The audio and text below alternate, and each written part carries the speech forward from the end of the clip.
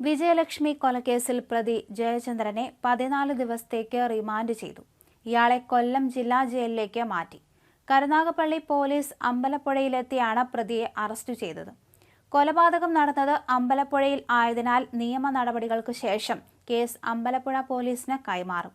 സ്നേഹം പകയായി മാറിയതാണ് വിജയലക്ഷ്മിയുടെ ജീവനെടുക്കാൻ ജയചന്ദ്രനെ പ്രേരിപ്പിച്ചത്.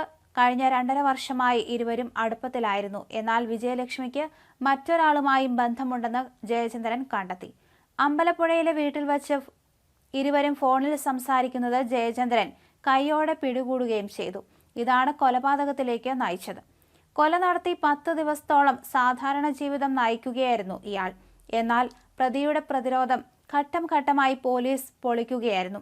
നവംബർ 6-ാം തീയതി വിജയലക്ഷ്മിയെ കാണാതായി. യുവതിയെ അമ്പലപ്പുഴയിൽ വീട്ടിലേക്ക് വിളിച്ചു വരുത്തിയ ശേഷം പ്രതി കൊലപ്പെടുത്തുകയായിരുന്നു.